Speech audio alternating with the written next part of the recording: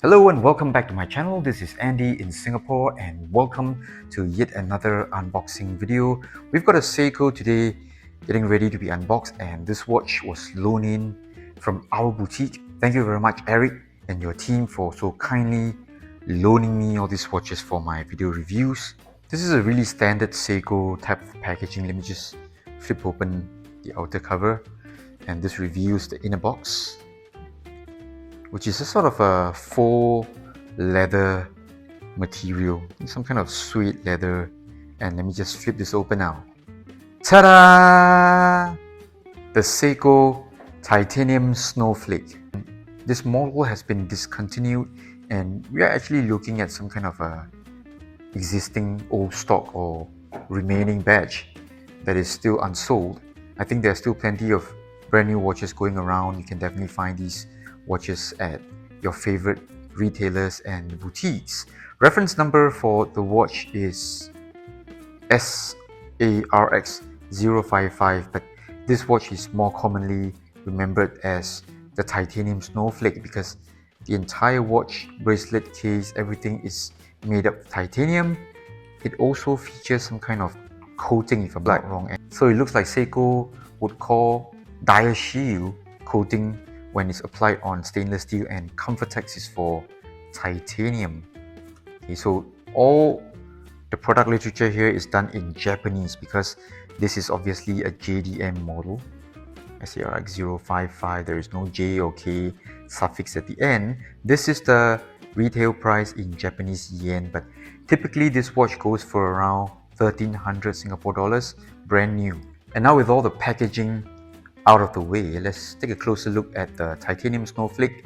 This one here feels super light. The moment I removed this watch from the watch below, I was pleasantly surprised. It's really light for a full bracelet watch. I think it's a good 30% lighter.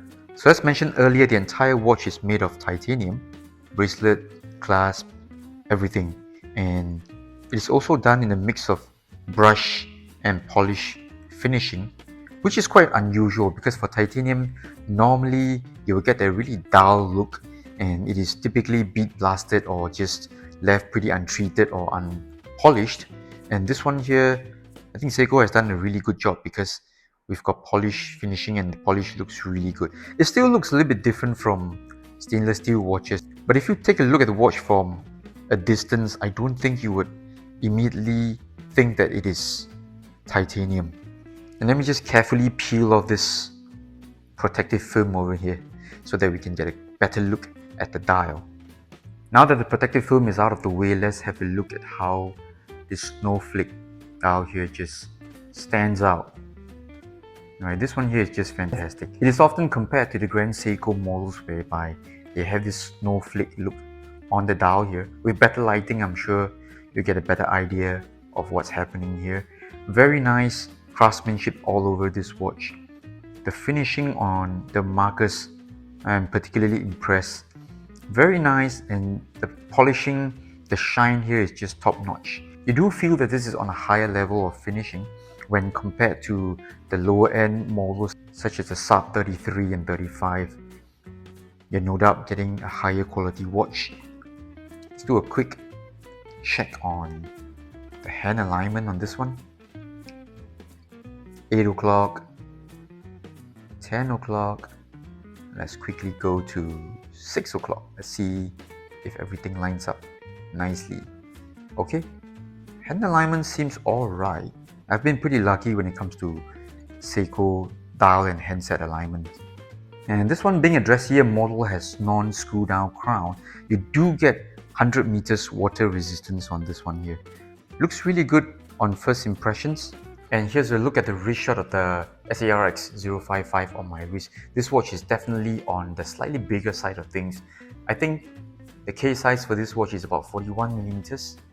Okay, I'll do a thorough measurement with my calipers when I do the full length review, but over here it does seem like it is slightly on the bigger side of things, but still within the tolerance level. So not exactly a new model. This one has to be at least 5 years old, this model.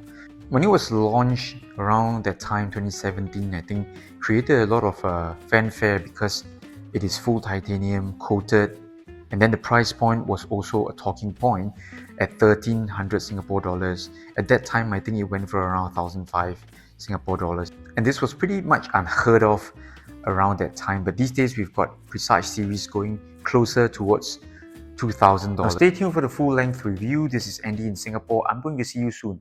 Bye bye.